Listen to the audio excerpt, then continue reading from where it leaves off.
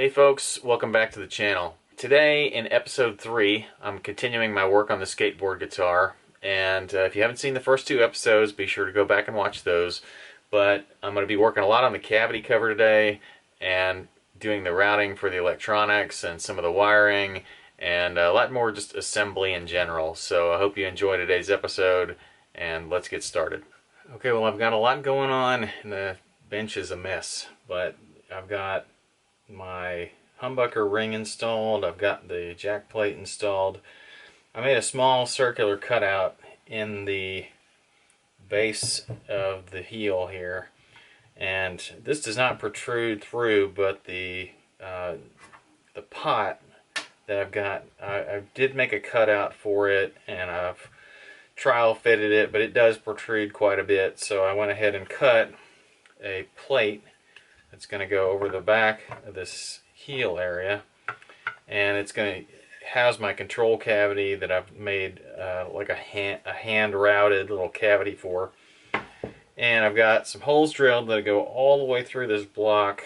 I bought myself a nice 18-inch drill bit and ran a hole all the way through from the neck pocket all the way down. I also ran another hole just from the bridge area out the back that will allow me to ground my bridge. So I've got put a few things back together here. I think I've got a little bit more routing to do on this to let some of these wires come through into this channel, but otherwise I'm in pretty good shape, and I'm just going to keep on trucking here.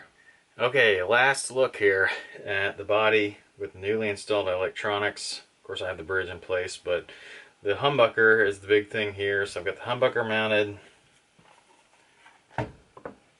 and I have a cover in place that covers a simple volume pot and input jack.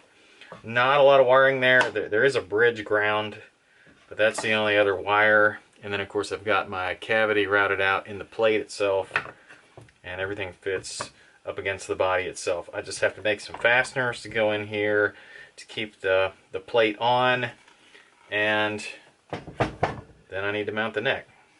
Alright, substantial progress here. So I've got the neck mounted, which was just a matter of drilling 4 holes, and got the plate on. I've got one of the plate holes being used as a strap button hole. That's about the only place I could really think to mount the strap button securely. And I've got the plate on the back of the guitar here. I've got 4, I use 3/4 inch truss headed truss or pan. They're big large headed screws on the back here so that they won't pull into the wood and poke out the front. And then I've got the strap button here mounted up. So everything's ready to go. I plugged it in. It did make some noise. Next thing I've got to do is test mount some strings.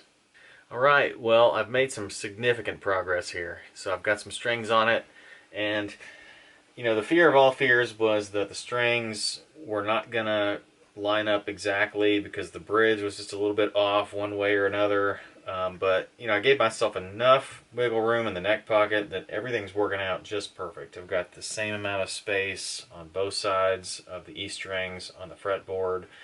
Everything lines up with the humbucker and the bridge. I was able to get this action down within, you know, really where I want it to be, which is 4/64 at the 17th fret. And I've got this top loader bridge, so the strings pass through the bottom of the bridge and then up through the saddle. I'm hoping that's not going to cause any issues, because it does kind of allow the string to pick up on the saddle and the back edge just a little bit. I've got enough break angle over the nut so that I've got decent angle here. I'm just hoping that this angle here, you know, keeps my tuning stability good and I don't get any weird rattles on the bridge or anything like that. But yeah, I plugged it in. Everything sounds fine. You know, my controls all work. I'm going to check out my truss rod, make sure it's okay, and then I'm going to blow this whole thing apart again, paint the back. Anyway, these are just junk strings. They're not a new set or anything. I just reused an old set. So I can blow these things apart and get everything, you know, paint it up, make it look nice, and then get some really good strings on it, get it set up for a final setup, and then I should be all done. But this is really, I mean, this is good stuff. I'm blown away by where I'm at right now. Alright, well, I've been doing a little bit of painting. I just wanted to cover up the bare wood that was on the back of this. This is not the best paint job in the world. It's got a little bit of orange peel in it, but at the end of the day, it kind of fits with this battered theme of the guitar. It's also, you know, I hate to say this, but like when I taped up the front of the guitar and used the masking tape that I used, it peeled off a little bit of the graphics. It just a little bit of paint came off with it. It's not super noticeable probably in the video, but it just got these little black speckles in here. And I was a little bit bummed by that, to be honest, but it does give it a little bit more of an authentic look, like the skateboard may have been used or something like that. So I'm not super upset by it, but I wish it hadn't happened. And I'll know better if I ever do this again. And who knows, maybe I'll make another one.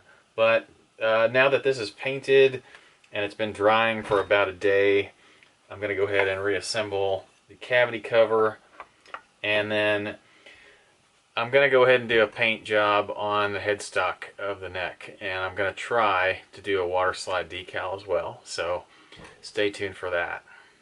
While the body's drying, I was thinking about this water slide decal, and I went on the computer, and you know, thanks to canva.com, they're not a sponsor, but I did get a really good deal on doing this design. They had a 30-day trial, and I was able to create a logo and design out sort of this headstock decal, and I bought some water slide paper and I printed that out on a laser printer, and it looks like it's going to work out really well. I just need to sand down the headstock and get ready to install that logo. I've done these before. I've never made my own before, so this is going to be interesting. But the first thing I've got to do is get these tuners off and get everything sanded down. I'm going to sand it down probably with 120, maybe 240, and then once it's sanded, I've got to give it a clear coat of lacquer, and that gets me all prepped to put the sticker on. Alright, well, just a quick note on progress. I sanded the face of the headstock down. I still have that little dot from where I filled in the string tree hole. I could have used a maple dowel on that. I ended up just using a toothpick, which was basswood, and the basswood is darker than the maple, but yeah, it's alright. It's not that big a deal. And I've used some lacquer sanding sealer. So basically I used a little block, just a little wooden block with some sandpaper on it, and sanded that smooth, got up in the curve with my finger, and then used the sanding sealer, just a thin coat. I've actually got 2 coats on here now. I'm going to let this dry, then I'll probably just sort of buff it out with a really light grade of sandpaper, and then it'll be ready for my water slide decal. Okay, so I've got my headstock sanded. I've put down a couple of coats of lacquer sealer, and I've even wet sanded that with some 600.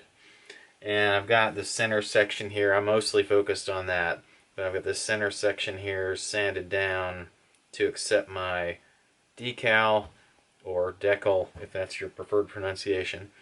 But long story short, I printed this out on water slide paper on a laser printer, and it's the first one I've ever done myself, and it turned out pretty well. And anyway, long story short, I printed out several of these in case I made a mistake. And I think, you know, water slide paper costing what it costs, which honestly it was about $1 a sheet at the quantity that I bought, which wasn't very many.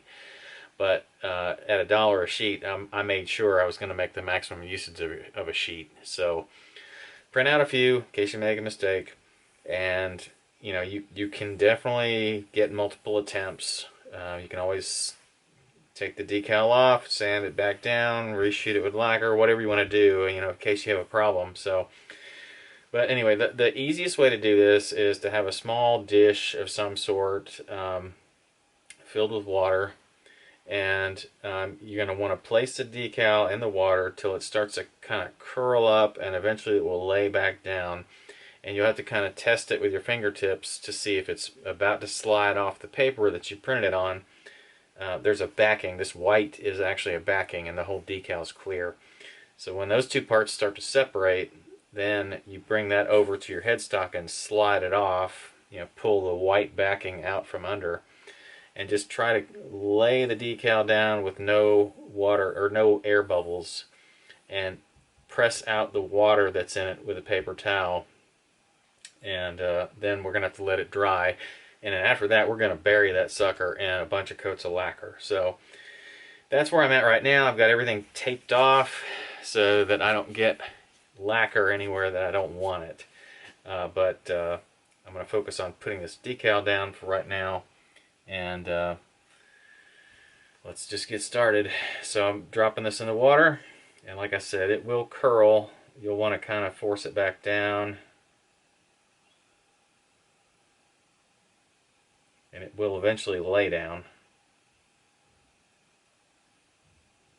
Okay, now I can tell it's starting to separate. So what I'm going to do is take a little bit of water and just wet the surface where I'm going to be sliding it on. And now I'm going to try to go in and pick up my decal. And you'll be able to move this around once you get it off onto the headstock. But try to get it off as close to where it's going to end up as you can, and just slide it on out. And then you can reposition it, but the main thing is you don't want to introduce any wrinkles or any air bubbles. So get it positioned, and I kind of like that spot right there. And then just start on one end of it and start blotting out some of the water.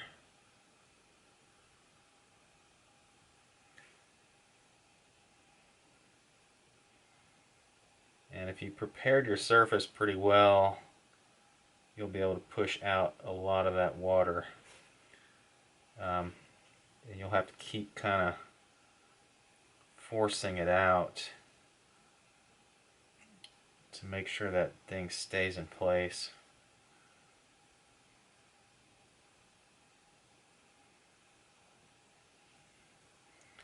The bigger you make your decal, the harder this is going to be.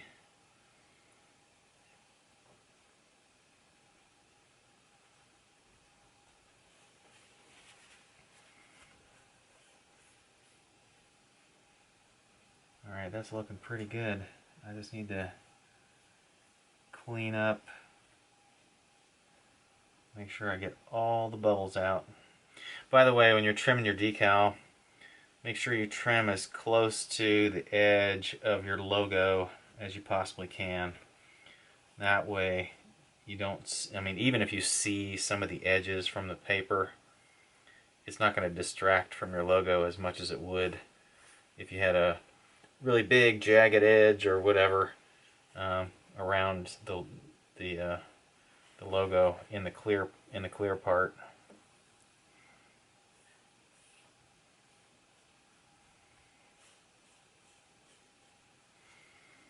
All right, well, I'm happy with that. I've got the water pushed out, everything's laying down, there's no air bubbles.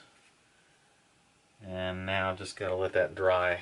Well, while this dries, and I'm gonna let it dry overnight, I'll go ahead and end the episode here, and I'm gonna start to work on the extra coats of lacquer, the sanding, buffing, and reassembly of the headstock and the tuners and all that good stuff.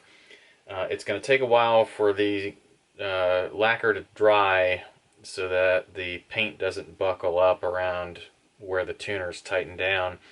And it takes a long time for paint to dry anyway. So anyway, good time to end the episode. I thank you all for following along. I'll see you guys again in part 4. Again, if you haven't watched the earlier episodes, feel free to go back and watch those. I've got a lot of good series out there. I do different things just about every time I have a project. So thank you all for liking, thank you all for commenting, and thank you all for subscribing. Feel free to share this with your friends. I have a new handle now. My handle is @HacksGuitarHobby. So if you're interested in sharing, that makes it easy. You can just go to youtube.com/@HacksGuitarHobby, and that's where I'm at. So thank you all, and I'll see you next time.